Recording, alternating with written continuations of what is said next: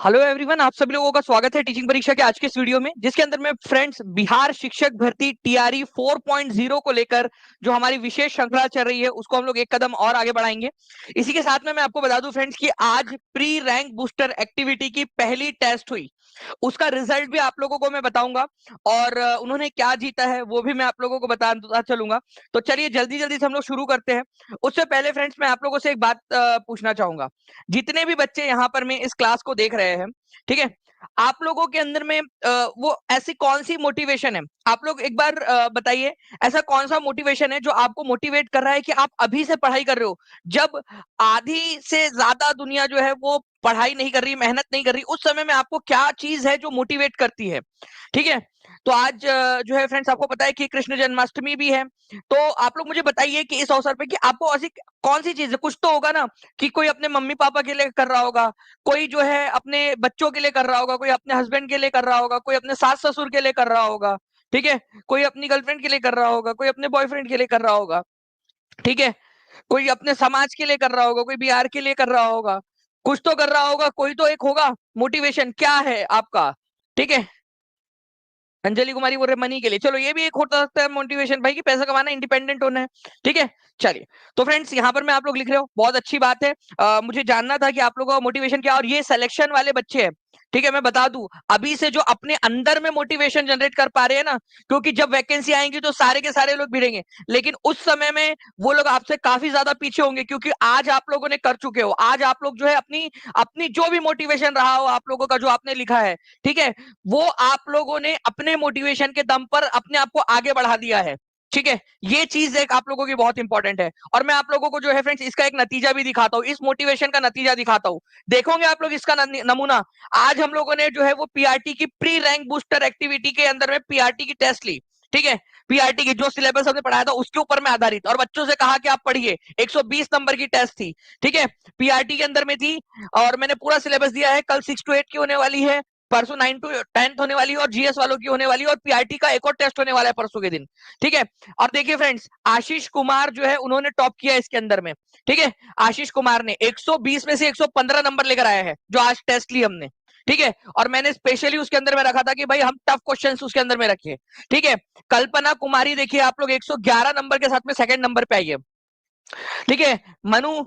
मोनू जहांगीर है 111 के साथ में, ये थर्ड नंबर पे आए हैं। ठीक है। रिमझिम कुमारी है, राकेश यादव है, ठीक है, और यहाँ पर में आलोक कुमार है। ये आप देख सकते हो चौथे पांचवें छठवें नंबर के ऊपर में।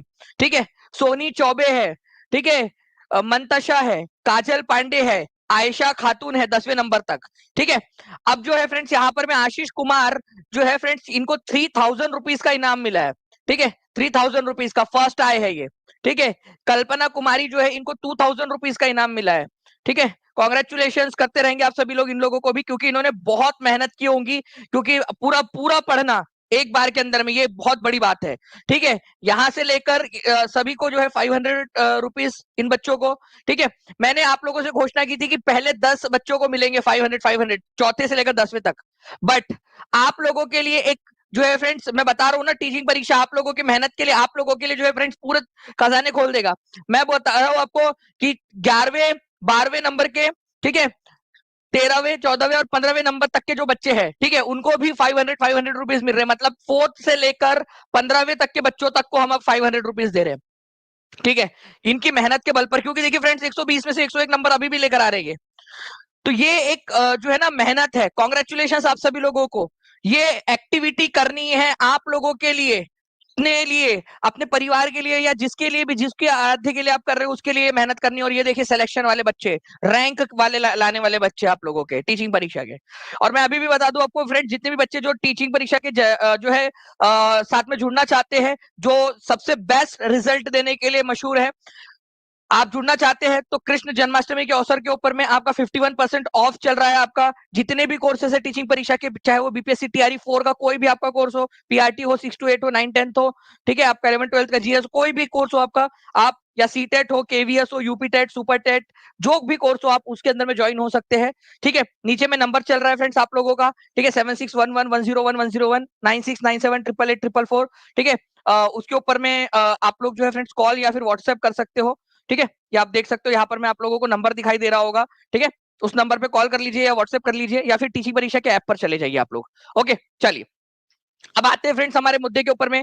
भारत का प्रथम गवर्नर जनरल कौन था? ये 66वीं नंबर की बीपीएससी का क्वेश्चन है, जल्दी से बताइए आप लोग। ठीक है, वो टीआरई 4 के अंदर में जो बच्चे थे उन लोगों के लिए था प्री रैंक बूस्टर एक्टिविटी। मैंने बताया भी था और मैंने आप सभी लोगों से कहा था कि भाई जो भी बच्चे हैं, ठीक है, जो भी बच्चे हैं वो एनरोल करिए। ठीक है, आप लोग जो है टेस्ट दीजिए, आपके लिए मेहनत कर रहे हैं, आप लोगों के लिए। आपको मेरी आवाज से भी लग रहा होगा कि मैं जब तक आपकी टेस्ट लाइव हो नहीं गई, जब तक चली नहीं गई, तब तक सोया भी नहीं था मैं। ठीक है, जब तक सारी चीजें नहीं हो गई। आप लोगों में से जितने बच्चे पेट में, उनको मेरा मैसेज भी गया होगा, मेरी आवाज, मैंने एक रिकॉर्ड करके वीडियो डाला कि टेस्ट कैसे देनी है, आपके पर्सनल मैसेज में डाला है आप लोगों को। ठीक है, हर एक संभव प्रयास कर रहे हैं। भारत का प्रथम गवर्नर जनरल कौन था? तो गवर्नर जनरल की बात कर रहे हैं, भारत का वो भी। ठीक है, तो वो थे फ्रेंड्स 1833 में तुम्हारे अंकल, ठीक है, लॉर्ड विलियम बेंटिक। ठीक है, लॉर्ड विलियम विलियम बेंटिक।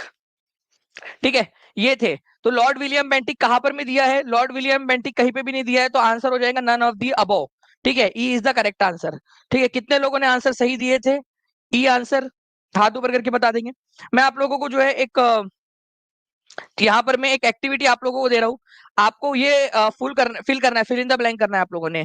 ठीक है, फर्स्ट गवर्नर ऑफ बंगाल, पूरा गवर्नर जनरल वाली क्लास आप लोगों को करवाया था मैंने। ठीक है, फर्स्ट गवर्नर ऑफ बंगाल कौन थे? ठीक है, first governor general general of Bengal, ये पोस्ट किसके पास में थी? ये भी आप लोग मुझे बताओगे कमेंट करके। और जो क्वेश्चन पूछा था आप लोगों से अभी, फर्स्ट गवर्नर जनरल, ठीक है, ऑफ इंडिया, ये बताओगे आप लोग। ठीक है, और उसके बाद में बताओगे फर्स्ट वायसराय कौन था? First viceroy, first viceroy, viceroy of India. ठीक है, इंडिया। चलो जल्दी जल्दी से आप लोग कमेंट में आंसर करते रहेंगे, मैं आप लोगों को ये सारे क्वेश्चंस के आंसर भी दे दूंगा, बट अभी फिलहाल के अंदर में आप लोग आंसर करोगे इस क्वेश्चन का। ठीक है, फर्स्ट वायसराय कौन थे ये भी बताना है आप सभी लोगों ने।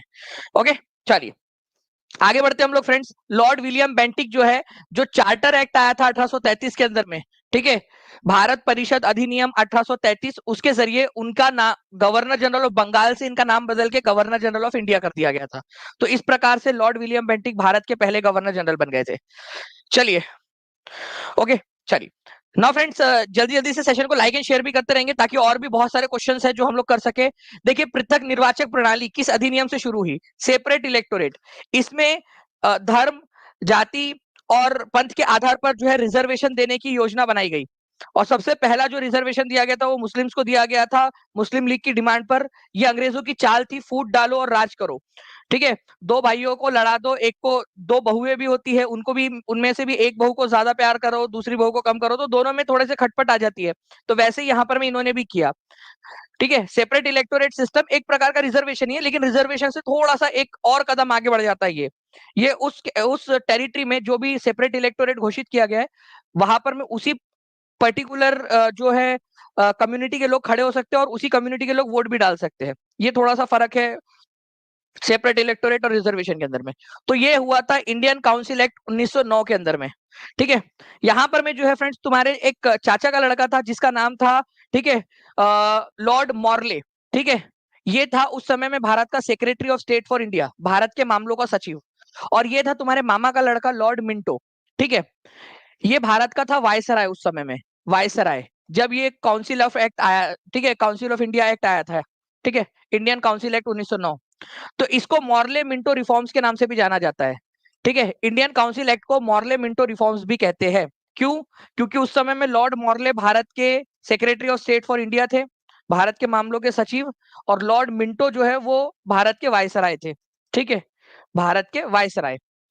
तो इसी के अंदर में सेपरेट इलेक्टोरेट किया गया था मुस्लिम्स के लिए, और फिर बाद में जो है फ्रेंड सिखों को, ईसाइयों को, अलग अलग लोगों को इसको और इसमें आगे बढ़ाया गया। ये तुम्हारे जो मामा का लड़का है ना, लॉर्ड मिंटो, ठीक है, लॉर्ड मिंटो कहा गया, लॉर्ड मिंटो इधर में। ठीक है, लॉर्ड मिंटो द सेकंड भी बोला जा सकता है, क्योंकि एक और मिंटो हुए थे इनसे पहले, तो कंफ्यूज नहीं होना। मिंटो द सेकंड भी बोलते हैं इसको। इसको बोला जाता है सांप्रदायिक निर्वाचन मंडल का जनक। ठीक है, तो अलग निर्वाचक मंडल या सांप्रदायिक निर्वाचक मंडल का जनक, ठीक है, फादर ऑफ सेपरेट इलेक्टोरेट या communal electorate, father of communal. Communal का मतलब क्या होता है? सामुदायिक आधार पर, कम्युनल। कम्युनल, ठीक है, इलेक्टोरेट, इलेक्टोरेट, ओके, सांप्रदायिक आधार पर निर्वाचन, उसका जनक इसको माना जाता है। इसने बीज बोया था हमारे भारत के अंदर में अलग अलग ता का, ठीक है। चलिए, नाउ फ्रेंड्स, ये आप लोगों ने आंसर कर दिया है। चलिए जल्दी जल्दी से आगे बढ़ते हैं, ठीक है। हमारे साथ में काफी सारे बच्चे जुड़ चुके हैं फ्रेंड, 903 लाइक्स भी आपने कर दिए। जल्दी जल्दी से सेशन को जहां भी शेयर कर सकते हैं शेयर भी करते रहेंगे आप लोग, ठीक है। जी हाँ, बिल्कुल कांडी लगाया था इसने, आग लगाया था। किरण पांडे जी बिल्कुल सही कह रहे हो। टेस्ट नहीं मिला, बिल्कुल टेस्ट के बारे में मैंने बता दिया था आपको, ठीक है। पूरा लाइव आके की पूरा आपको वो भी दिया था वीडियो आपको, ये भी बताया था उसका टाइम टेबल क्या रहेगा, 10 बजे टेस्ट होंगी, ठीक है। कोई बात नहीं, जो बच्चा अगर नहीं भी दे पाया तो पीआरटी की टेस्ट है आप लोगों की, एक और पीआरटी टेस्ट 2 28 तारीख को है, उसके लिए अच्छे से प्रिपेयर कीजिए, ठीक है। तो आकार और माप में समानता के कारण किस ग्रह को पृथ्वी का जुड़वा ग्रह माना जाता है? तो आकार और किसके किसके कारण, आकार में और माप में समानता के कारण जो है फ्रेंड्स, ये आप लोगों का जो शुक्र ग्रह है, जिसको इंग्लिश में कहते हैं वीनस, ठीक है, उसको पृथ्वी का जुड़वा ग्रह कहा जाता है, ठीक है। तो आपको ये मैंने क्लास में भी कराया था, अर्थ ट्विन, ठीक है, पृथ्वी का जुड़वा ग्रह, ओके। दो ग्रह ऐसे हैं जो क्लॉकवाइज डायरेक्शन में घूमते हैं, घड़ी की दिशा में घूमते हैं, ठीक है, उनमें से ये एक है। आपको पता है बाकी सारे ग्रह एंटी क्लॉकवाइज डायरेक्शन में घूमते हैं, एंटी क्लॉकवाइज। हमारी जो है जो हमारी दुनिया है, ठीक है, खुद हमारी पृथ्वी, ठीक है, वो क्लॉकवाइज डायरेक्शन के अंदर में घूमती है, क्लॉकवाइज डायरेक्शन के अंदर में। लेकिन अगर मैं बात करूं फ्रेंड्स, केवल दो ग्रह ऐसे हैं जो क्लॉकवाइज घूमते हैं, क्लॉकवाइज डायरेक्शन के अंदर में, घड़ी की दिशा में, ठीक है। तो एक है तुम्हारा वीनस और एक है यूरेनस, यूरेनस, ठीक है। वीनस और यूरेनस ये क्लॉकवाइज डायरेक्शन के अंदर में घूमते हैं, ठीक है, ये आप लोगों ने याद रखना है, ओके। ये दो ग्रह है आप लोगों के, वीनस और यूरेनस, जो क्लॉकवाइज डायरेक्शन में, घड़ी की दिशा के अंदर में घूम रहे हैं। इसके अलावा एक चीज और बताता हूं आप लोगों को फ्रेंड्स, कि जो वीनस है इसको भोर का और संध्या का तारा, मॉर्निंग और इवनिंग स्टार भी कहा जाता है, भोर का और संध्या का तारा, भोर का तारा, भोर का तारा, क्योंकि ये सुबह दिखता है या तो फिर संध्या में दिखता है, तो संध्या का तारा भी इसको कहा जाता है, भोर और संध्या का तारा इसको कहा जाता है। काफी बार आ चुका है इस क्वेश्चन, ये वाला क्वेश्चन आप लोगों का, ठीक है। चलिए, इसके अलावा फ्रेंड्स देखिए, यहां पर में एक साल जो है पृथ्वी के मुकाबले में, ठीक है, 243 दिन का होता है, लेकिन एक दिन इसका 225 दिन का ही होता है। मतलब एक दिन छोटा है, एक दिन जो है एक दिन जो है आपका इसका मतलब एक, सॉरी, यहाँ पर मैं आपका रोटेशन जो दिया है ना, वो दिन है आपका, डे है, ठीक है। तो ये एक दिन हो गया, एक दिन जो है उसका होता है 243 डेज का, पृथ्वी के 243 डेज। जब 243 दिन होंगे, आप 243 दिन का व्रत रखो। चलो आपको मापना है ना, मैं एक तरीका बताता हूँ, ठीक है। जब 225 दिन हो जाएंगे आपके व्रत रखे हुए, ठीक है, निर्जला उपवास रखोगे आप 225 दिन का, 243 दिन का, उसमें से जब 225 दिन होंगे तो जो है उस ग्रह का एक एक साल पूरा हो चुका होगा। मतलब आपने एक साल का व्रत रख लिया, ठीक है। अब और थोड़े दिन और बढ़ाओ अपना व्रत, ठीक है, निर्जला उपवास आप लोगों का, ठीक है। जब 243 दिन हो जाएंगे तो आपका एक दिन का व्रत होगा। मतलब पहले एक साल का व्रत हो गया और फिर बाद में एक दिन का व्रत होगा। तो आप एक साल का रखना चाहोगे कि एक दिन का व्रत रखना चाहोगे वीनस पर? बताओ जल्दी से, जल्दी बताओ। आप एक दिन का रखना चाहते हो, ठीक है, या एक साल का व्रत रखना चाहोगे? अगर अगर आपको ऑप्शन दिया जाए तो, अगर ऑप्शन हो दोनों में से एक चुनना हो तो आप कौन सा वाला व्रत रखोगे, ये बताओ, मैं मुझे समझ जाएगा यहाँ पर में, ठीक है। जल्दी बताइए। वन डे का रखोगे ना? अगर ऑप्शन हो कंपलसरी, इनमें से एक रखना ही रखना है, ठीक है। क्योंकि यहाँ पर मैं जो है फ्रेंड, एक दिन का रखोगे एक साल का रखोगे? एक साल का रखोगे, क्यों? क्योंकि एक साल पहले खत्म हो जाएगा, एक दिन बाद में खत्म होगा उनका। अरे एक दिन का कैसे रखोगे? एक दिन का रखोगे तो ज्यादा 243 डेज रखना पड़ेगा, ठीक है। एक साल का रख लो, 225 दिन में खत्म हो जाएगा पृथ्वी के 225 दिन के मुकाबले में, ठीक है। चलिए, नाउ फ्रेंड्स यहाँ पर मैं आगे बढ़ते हैं हम लोग। काकोरी ट्रेन डकैती कांड में किन क्रांतिकारियों को फांसी की सजा दी गई थी?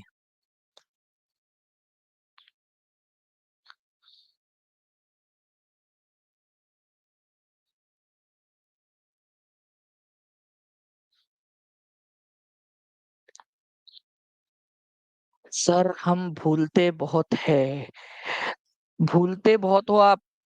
ठीक है। तो मतलब आप कंटेंट को जो है ना, मतलब आप इसको जो है वो सुनील शेट्टी मानिए। ठीक है, तो ये आपको वो डायलॉग मारेगा कि तुम मुझे भूल जाओ ऐसा हो नहीं सकता।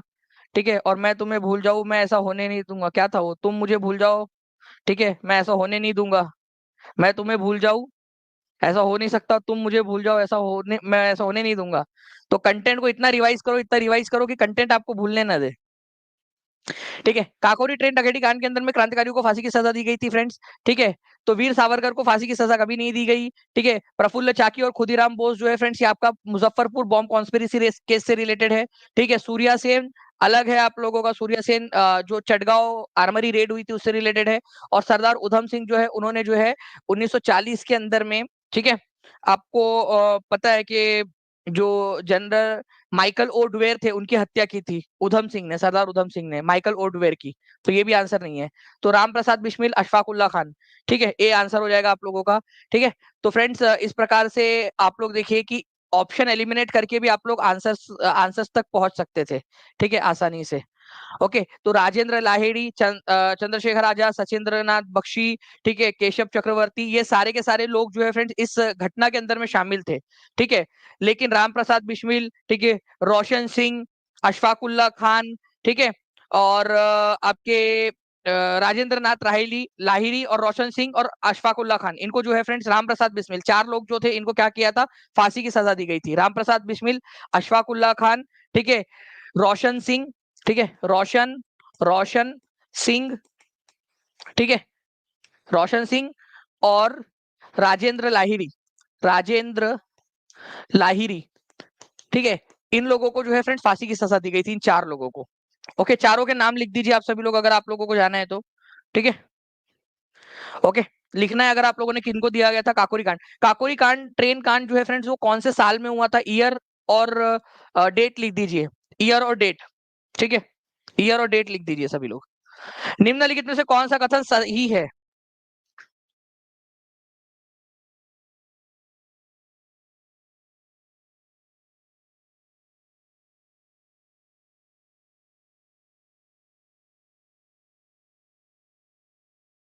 जी, सबसे कम उम्र की फांसी जो है वो किसी ने पूछा है कि किसको दी गई थी। तो मैं आपको बता दूं कि खुदीराम बोस जो है इनको सबसे कम उम्र की फांसी दी गई थी।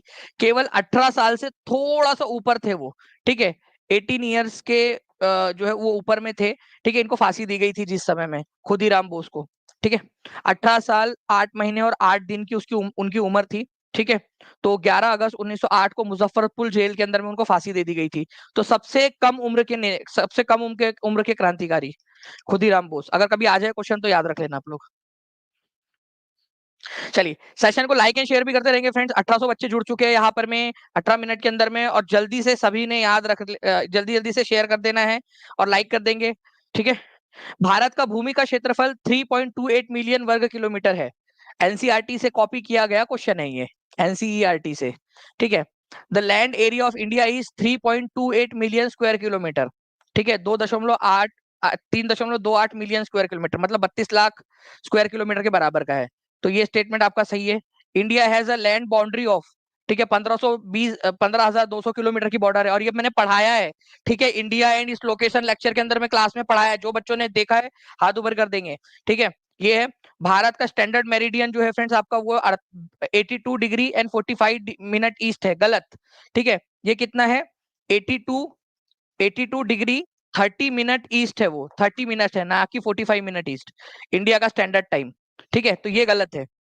तो आपसे करेक्ट वाला पूछा है ना, तो पहला दूसरा सही है तो answer more than one of the हो जाएगा। तीसरा गलत भी है तो क्या फर्क पड़ रहा है। तीसरे में यहाँ पर मैं आना चाहिए था 82 डिग्री, ठीक है, 30 मिनट ईस्ट आना चाहिए था, जो भारत का मानक समय होता है। ठीक है, ना कि 45। ओके, बाकी दो जो है वो पहले सही है। ओके, तो हमारा भारत जो है यहाँ पर में, ये जो भारत है हमारा, ठीक है, आगे भाई भारत थोड़ा सा रुक जा। ठीक है,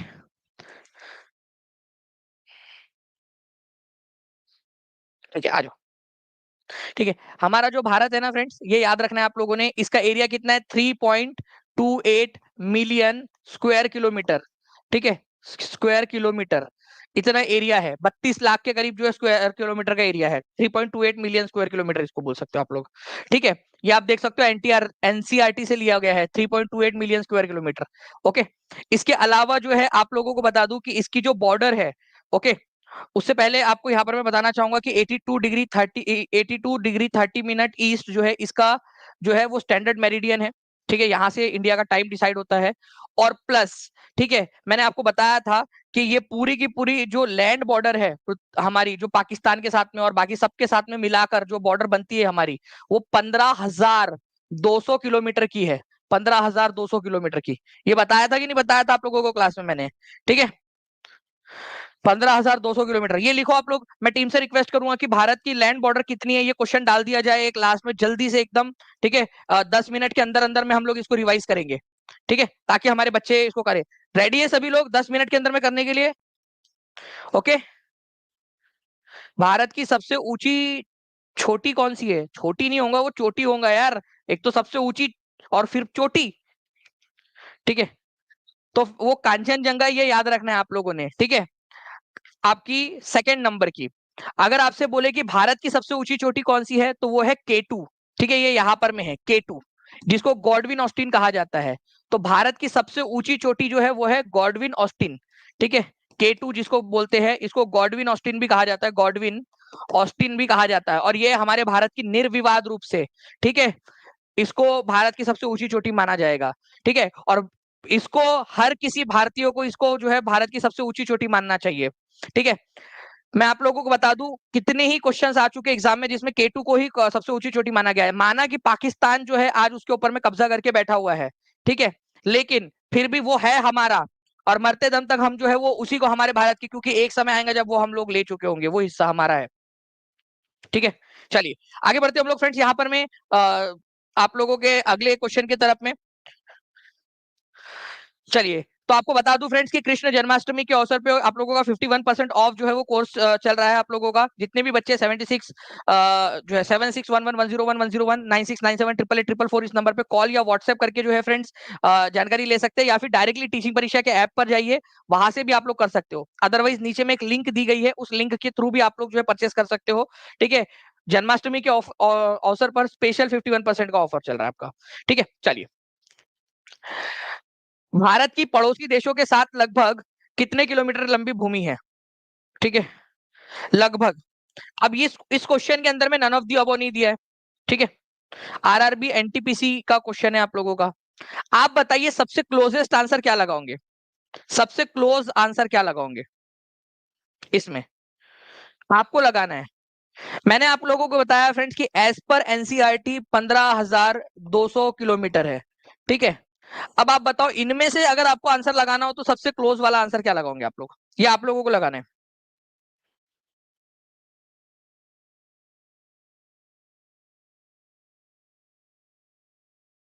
ठीक है, तो सबसे क्लोज वाला जो आंसर है फ्रेंड्स ये हो जाएगा आप लोगों का। एनटीपीसी में पूछा था, ठीक है, और इसको उन्होंने सही माना था क्योंकि सबसे क्लोज वाला आंसर चाहिए था उनको, नन ऑफ दी अबव दिया नहीं था ना उन्होंने, इसीलिए। ठीक है, तो आंसर हो जाएगा 15,106 किलोमीटर। ठीक है, 15,200 के सबसे क्लोजेस्ट है ये आप लोगों का। ओके, लेकिन आप लोगों को बता दूं कि 15,200 किलोमीटर जो है ये माना जाता है आपका एनसीईआरटी वगैरह के अंदर में और स्टैंडर्ड बुक्स के अंदर में 15,200 किलोमीटर दिया हुआ है आप लोगों का, इसीलिए बीपीएससी ने भी यही माना था। ओके, चलिए। नाउ फ्रेंड्स आप लोगों को आगे बढ़ाते हैं क्वेश्चन को। खुफिया रेडियो भारत छोड़ो आंदोलन के समय में खुफिया रेडियो किसने प्रारंभ किया था? ठीक है, आंसर कीजिए। खुफिया रेडियो बहुत ही इंपॉर्टेंट है ये क्वेश्चन। इसको इसको बहुत इंपॉर्टेंट मार्क करो, ये क्वेश्चन आएगा एग्जाम के अंदर में आपके। ऑप्शन ई होगा तो फिर आपको ऑब्वियस सी बात है कि नन ऑफ दी अबव लगाना पड़ेगा, क्योंकि एनसीईआरटी के अंदर में 15,200 दिया हुआ है। देखिए, कल ना एक कमेंट आया था, ठीक है, कि सर आप ना ये जो कोड होता है ना वो मत बताया कीजिए। कहा गया ये कोड जो था हमारा ये मत बताया कीजिए। उसमें ना एक उसमें 10-12 बच्चों ने रिप्लाई किया उसको, उसकी धुलाई कर दी अच्छे से। पता है, लोगों ने बोला कि जिस चैनल के ऊपर में ऐड नहीं आ रहा है, ऐड नहीं आते, मोनेटाइजेशन ऑफ है, लाखों रुपए जो है वो अपने बर्न कर देते हैं, तुम्हें वहां पर में ये सुनने में तुमको तकलीफ हो रही है, और जहां पर में ऐड आते हैं, ठीक है, बार बार डिस्टरबेंस होता है, वहां पर में कुछ नहीं बोलोगे तुम, तो ये उन लोगों का दोगलापन समझ में आ गया। और बहुत अच्छे से काफी सारे बच्चे थे जिन्होंने जो है उसका जवाब दिया। ठीक है, तो मुझे अच्छा लगा कि यार एक्चुअली काफी सारे बच्चे जो एटलीस्ट ये चीज को समझ रहे हैं कि लाखों रुपए का हर महीने नुकसान होता है हम लोगों को, जो हम लोगों ने मोनेटाइजेशन एड्स बंद करके रखा हुआ है। ठीक है, लाखों रुपए का नुकसान होता है। ठीक है, अगर मैं आप लोगों को सोशल प्लेट के ऊपर मैं रेवेन्यू दिखा दूं कि कितना लॉस होता है, तो आप लोग सोचोगे कि सर क्या कर रहे हो आप। ठीक है,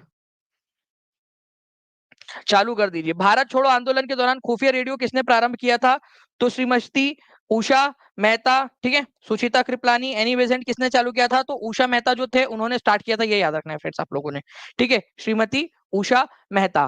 तो 14 अगस्त 1942 को श्रीमती उषा मेहता जो थी उन्होंने एक सीक्रेट कांग्रेस रेडियो स्टार्ट किया था। ये जो ये खुफिया रेडियो है ना, खुफिया रेडियो, इसको क्या नाम था इसका? इसका नाम था सीक्रेट कांग्रेस रेडियो, गुप्त कांग्रेस रेडियो इसका नाम था। ओके, तो समाजवादी नेता थे राम मनोहर लोहिया, उन्होंने भी इनकी मदद की थी। राम मनोहर लोहिया जो है आप लोगों को पता ही है फ्रेंड्स। ठीक है, इन्होंने जो है इनकी मदद की। ये क्या करते थे, अपना रेडियो स्टेशन आज इस गुफा में रखा।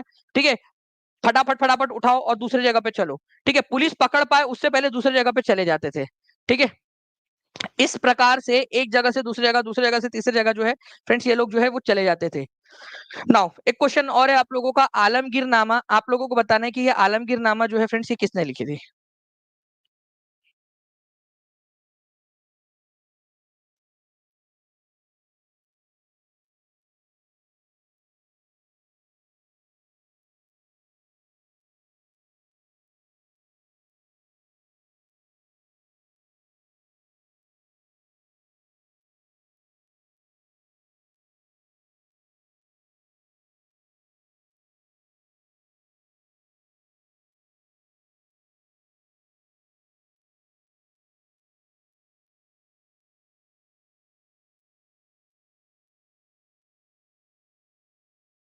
जी, तो देखिए फ्रेंड्स, अगर मैं बात करूं आलमगीर नामा नाम की जो पुस्तक है, आलमगीर वैसे किसकी उपाधि थी?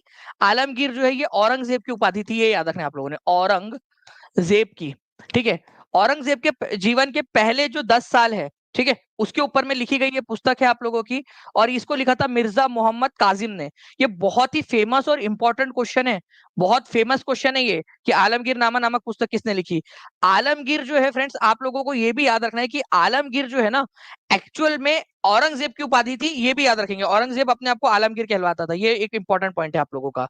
नाउ फ्रेंड्स, नेक्स्ट एक क्वेश्चन आप लोगों का ये भी देखिए आप लोग, Karnataka is the largest producer of coffee in India. Bharat के अंदर में कॉफी का सबसे बड़ा उत्पादन करता है, ये बता दीजिए आप लोग, क्या ये बात सही है? ठीक है, उसके बाद में आप लोग मुझे बता दोगे फ्रेंड्स कि arabica is a variety of coffee. ठीक है, अरेबिका एक प्रकार की वेराइटी है। The arabica variety initially brought from Mexico. अरे अरेबिका जो है वो यमन से लाई गई थी भाई, मैक्सिको कहाँ चले गए? कितने बार आ चुका एग्जाम के अंदर में, यमन से लाई गई थी, वो बाबा बुदान लेकर आए थे अपने दाढ़ी में छुपा कर। पढ़ाया है ना मैंने इसको आपको। ठीक है, तो तीसरा वाला गलत है। काटो काटो काटो, answer is option number D. ठीक है, कर्नाटक भारत में सबसे बड़ा कॉफी का उत्पादन करता है। अरेबिका और रोबस्टा ये दो प्रकार की कॉफियां है। ठीक है, आपकी अरेबिका नाम की किस्म सबसे फेमस है। वो मैक्सिको से नहीं लाई गई थी, यमन से लाई गई थी, बाबा बुदान लाए थे उसको। ठीक है, अपनी दाढ़ी में छुपा कर यमन से। ठीक है, तो ये इंपॉर्टेंट पॉइंट है आप लोगों का। ओके, तो भारत में दो प्रकार की, मुख्य प्रकार की वो है, अरेबिका और रोबस्टा। अरेबिका जो है इसके बारे में जो है फ्रेंड्स बहुत ही फेमस है, कि बाबा बुदान, ठीक है, इसको लेकर आए थे यमन से। बहुत ही वो फेमस क्वेश्चन बन जाता है वो। नाउ फ्रेंड्स, एक क्वेश्चन आप लोगों का, 65वीं बीबीसी का, डच ईस्ट इंडिया कंपनी ने किस वर्ष पटना में अपना कारखाना खोला था? ठीक है, पटना में, आज वहां पर में कलेक्ट्रेट ऑफिस है वहां पर में। ठीक है, बताइए।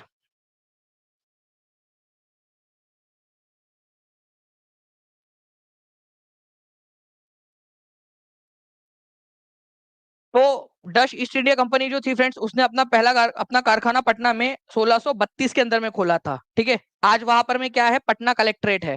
ठीक है, पटना का कलेक्टर ऑफिस जो है ना, आज पटना कभी जाओगे वहां कलेक्टर ऑफिस जो दिखेगा ना आपको, एक्चुअल में जो है फ्रेंड्स आज से करीब 400 साल पहले वहां पर में डच ईस्ट इंडिया कंपनी ने अपना कारखाना खोला था।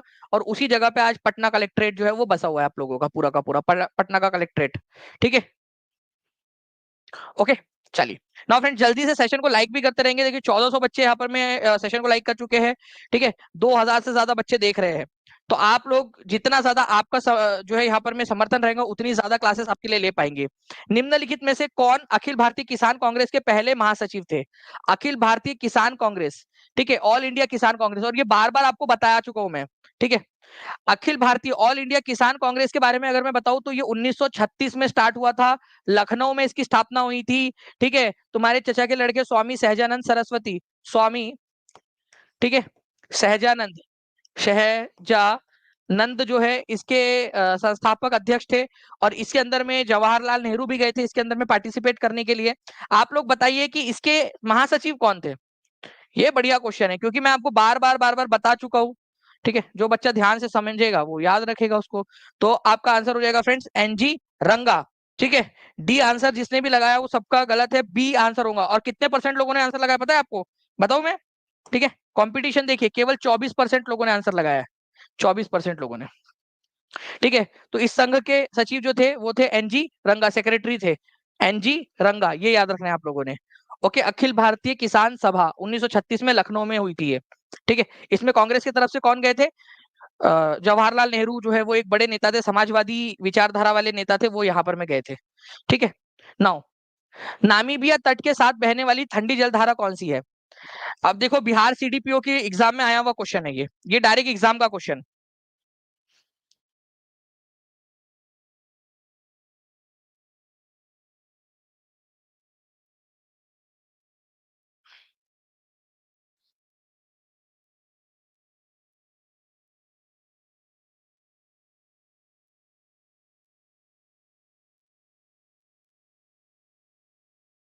देखिए, तो अगर हम लोग बात करेंगे फ्रेंड्स नामीबिया कहाँ है, तो मैं अगर देखूं ये अफ्रीका है मान लीजिए, ठीक है। तो अफ्रीका के इस तट के ऊपर में यहाँ पर में है नामीबिया, ठीक है। और यहाँ से बहती है वो धारा, तो इस धारा का मुझे डायरेक्टली नाम याद आ गया भाई, वो धारा का नाम है बेंगुएला करंट, ठंडी धारा है वो बेंगुएला करंट, ठीक है। अगर आप लोगों ने थोड़ा सा भी इसके बारे में पढ़ा है, ठीक है, मैंने ओशियन करंट पूरा आपको करवाया हुआ है, ठीक है। तो ओशियन करंट के अंदर में ये क्वेश्चन मैंने खुद करवाया था आप लोगों को वहां पर में क्लास के अंदर में, मुझे अभी भी याद है, ठीक है, क्योंकि वो एग्जाम में आया हुआ क्वेश्चन है ना आपका। तो देखिए यहाँ पर में ये है अफ्रीका, यहाँ पर में है नामीबिया, ठीक है, नामीबिया। तो नामीबिया के तट से जो बह रही है ठंडी धारा, ऊपर की तरफ में इक्वेटर की तरफ में जा रही है, ठंडी जल धारा है, उसको बेंगुएला करंट बोलते हैं, ठीक है। बाकी के ऑप्शन जो थे फ्रेंड्स, अगुलहास करंट आप लोगों की ये हिंद महासागर के अंदर में, इंडियन ओशियन के अंदर में बहती है, ठीक है, और वार्म है, गर्म जल धारा है। हम्बोल्ट करंट जो है आप लोगों की फ्रेंड्स, ये कोल्ड करंट है आप लोगों की पैसिफिक ओशियन के अंदर में, प्रशांत महासागर में। इसको पेरुवियन करंट या पेरुवियन करंट या चिली करंट भी इसको बोलते हो आप लोग, ठीक है। कुरे क्यूरोशियो जो है ये भी प्रशांत महासागर में जापान के पास में बहने वाली धारा है, ठीक है, जापान के पास में। और ये गर्म धारा है आप लोगों की, वार्म है, ठीक है, वार्म है। तो जो भी आप पूछो, अगर क्वेश्चन आपने लेक्चर देखा है तो आप कुछ भी कर सकते हो। ये देख सकते हो कुरोशियो धारा जापान के पास में प्रशांत महासागर के अंदर में। ये आप देख सकते हो हम्बोल्ट करंट, जिसको पेरुवियन करंट भी बोला जाता है, पेरू करंट, ठीक है। ये ठंडी जल धारा है आप लोगों की। और कौन सा पूछा था आप लोगों से? एक और था ना इसके अंदर में, और, ठीक है, अगुलहास था, ठीक है। ये अगुलहास है आप लोगों का, हिंद महासागर में गर्म है, खत्म।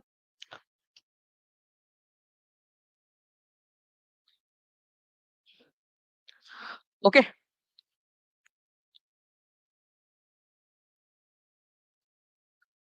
तो ये इस तरीके से जो है फ्रेंड्स आप लोगों को सारी करंट जो है वो याद करनी है, सारी की सारी जितनी भी करंट्स है वो आप लोगों ने याद, आप लोगों को होनी चाहिए।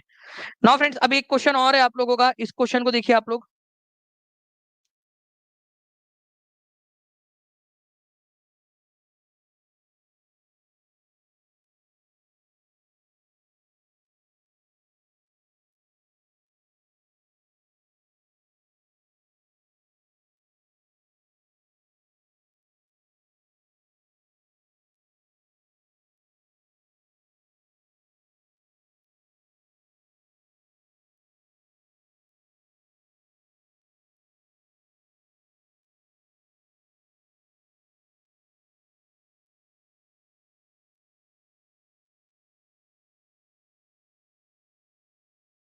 चलिए, तो यहाँ पर में देखिए फ्रेंड्स, अगर हम लोग बात करें कंटिनेंटल क्रस्ट की, ठीक है, ओशियनिक क्रस्ट की, कोर की। तो महाद्वीपीय क्रस्ट या महाद्वीपीय क्रस्ट, महासागरीय क्रस्ट और कोर।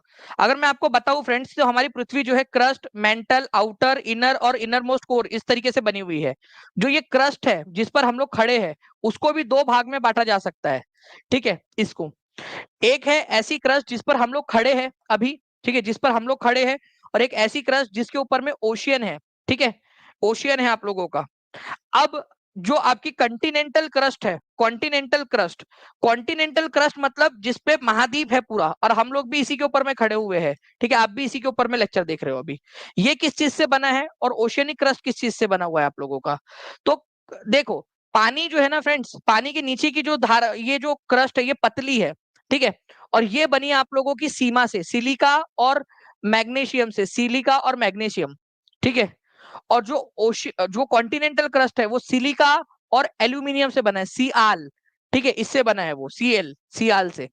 तो ये आप लोगों को याद रखना था कि महाद्वीपीय परपटी जो है आप लोगों की, ठीक है, ओके, महाद्वीपीय परपटी जो है ये आप लोगों की कहां पर में बनी हुई है? ठीक है, महाद्वीपीय परपटी आप लोगों की सिलिका और मैग्नीशियम से सीमा से बनी है क्या? नहीं। ठीक है, वो महासागरीय है। ओके, और महासागरीय परपटी सिलिका और एल्यूमिनियम से बनी है क्या? नहीं। तो ये उल्टा दिया हुआ है आप लोगों का, तो ये दोनों क्या है आप लोगों के? ठीक है, गलत है आपके।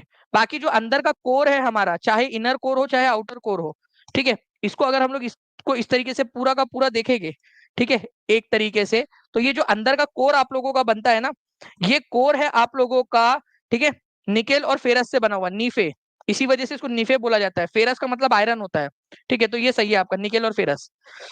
तो एक क्वेश्चन तो डायरेक्टली आप लोगों का ये भी बन गया। ठीक है, एक क्वेश्चन आप लोगों का ये भी बन गया कि भाई आप लोगों का जो है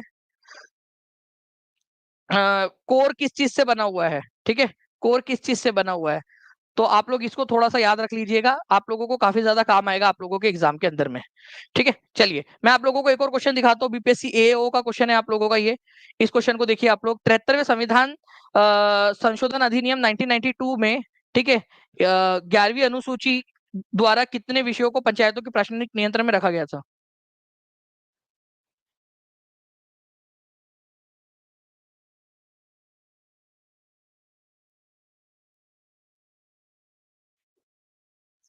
ओके, देखिए 73वां संविधान संशोधन जो है फ्रेंड, सबसे पहली बात तो याद रखना है ये पंचायत से रिलेटेड है, पंचायत।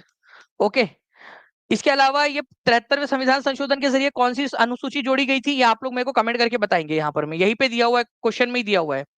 ठीक है, उसमें कितने विषय है? तो इसके अंदर में 29 विषय है फ्रेंड्स, ऐसे 29 विषय है जो कि पंचायतों को दिए गए हैं, पंचायत जिस पर निर्णय लेंगी। ठीक है, तो पंचायतों को 29 सब्जेक्ट या 29 मामलों के अंदर में निर्णय लेने का वो है आप लोगों का दिया गया है। अनुसूची नंबर 11 है, ठीक है, आप लोगों की, लेकिन पाठ नंबर कितना है? 9 है। ठीक है, 73वें संविधान संशोधन के जरिए। अगर आपसे 73वें संविधान संशोधन या पंचायत का अगर पूछ लिया जाए कि भाई क्या है, तो पाठ नंबर, भाग नंबर जो है आप लोगों का 9 है, 9, नाइन्थ, जिसको इस तरीके से भी लिखा जाता है। ठीक है, लेकिन अगर अनुसूची या शेड्यूल पूछ लिया जाए, शेड्यूल, शेड्यूल या अनुसूची, ठीक है, तो वो 11th है।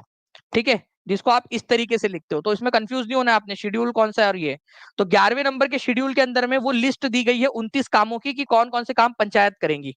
जब 73वां संविधान संशोधन लागू हुआ उस समय भारत के राष्ट्रपति और प्रधानमंत्री कौन थे, ये बता दीजिए आप लोग। भारत के राष्ट्रपति और भारत के प्रधानमंत्री कौन थे, ये बता देंगे आप लोग। ठीक है,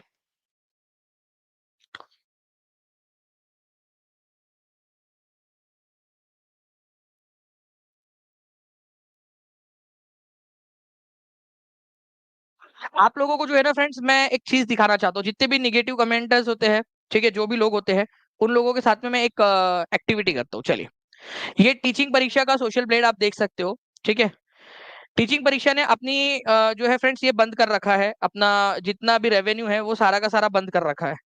ठीक है, टीचिंग परीक्षा का अगर मैं आप लोगों को मंथली, अगर हम अपना ये स्टार्ट रखे, ठीक है, तो पोटेंशियल कितना है? 1.7 के डॉलर से लेकर 27.2 के डॉलर तक। ठीक है, चलो इसको भी कैलकुलेट कर लेते हैं हम। ठीक है, डॉलर टू रूपी, ठीक है, डॉलर टू रूपी, कैलकुलेट कर लेते हैं अपन लोग यहाँ पर में। ओके, कैलकुलेटर, कितने डॉलर डालना था अपन लोगों को यहाँ पर में? कितना बताया है उसने, ठीक है। एक एक करके देख लेते कौन से वाले इसमें था यार ये।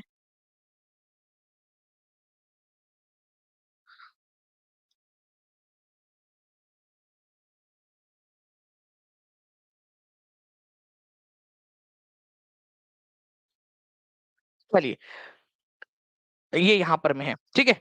तो आप देख सकते हो यहाँ पर में 17 जो है 100 से लेकर $1700 से लेकर $27,000। तो मैं इसका मोटा माटी जो है, मोटा माटी $5,000 पकड़ लेता हूँ, ठीक है।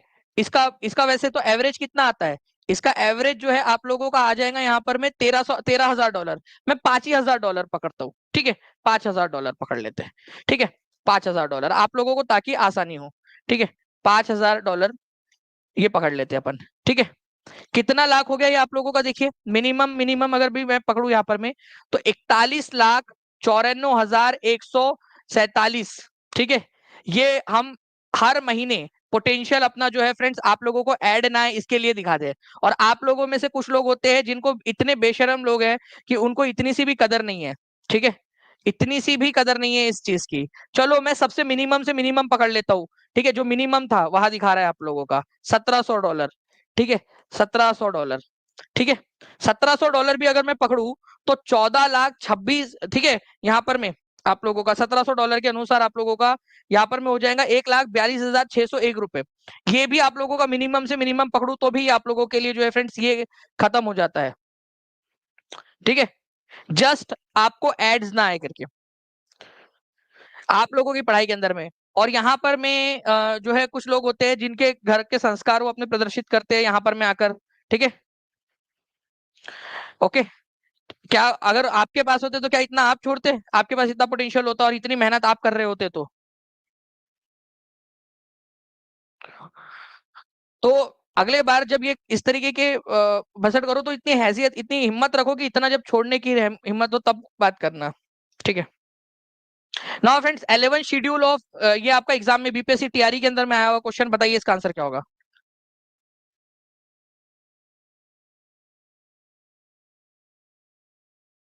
पीवी नरसिम्हा राव उस समय में प्रधानमंत्री थे, शंकर दयाल शर्मा उस समय में राष्ट्रपति थे।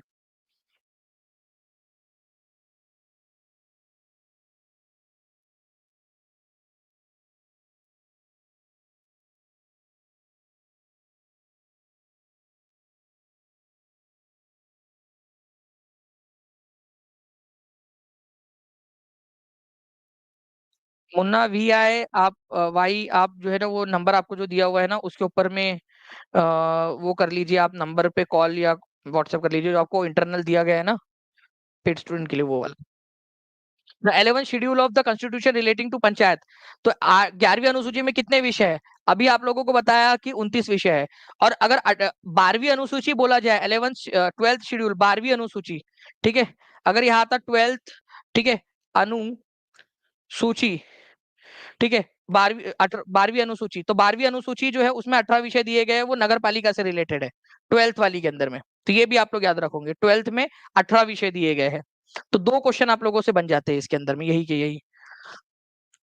प्रथम पंचवर्षीय योजना किस आधार पर थी, किस पर आधारित थी प्रथम पंचवर्षीय योजना, बताओ प्रथम पंचवर्षीय योजना किस मॉडल पर आधारित थी।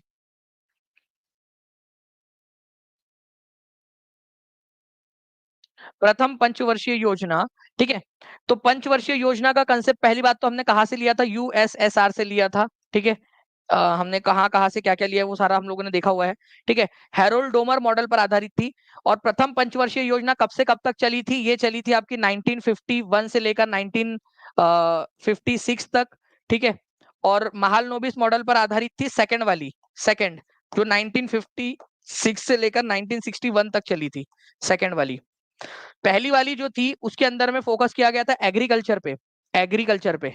और सेकंड वाली जो थी उस पे फोकस किया गया था इंडस्ट्रीज पे, उद्योग पर, इंडस्ट्रीज पर। ये फर्क है दोनों के अंदर में, ठीक है। तो इस तरीके से अलग अलग जो है हम लोगों ने यहाँ पर में मॉडल्स चलाए थे, ठीक है। पहली पंचवर्षीय योजना में जो एग्रीकल्चर है उस पर फोकस किया गया था, ये आप लोगों ने याद रखना है, ठीक है। ये एक इंपॉर्टेंट पॉइंट आप लोगों का बन जाता है, ठीक है। चलिए नाउ फ्रेंड 64वीं बीपीएससी का एक क्वेश्चन आप लोगों को दिखाना चाहूंगा मैं। ठीक है, इसको हैरोल्ड डोमर मॉडल बोला जाता है, ये याद रखना है आप लोगों ने। ठीक है, हैरोल्ड डोमर मॉडल, पहली वाली पंचवर्षीय योजना को हैरोल्ड डोमर मॉडल। ठीक है, भगवान बुद्ध के महापरिनिर्वाण के बाद प्रथम बौद्ध संगति कहाँ आयोजित हुई थी? 64वीं बीपीएससी का क्वेश्चन है ये। पोल के अंदर में देख लेते कितने लोग आंसर कर पाते।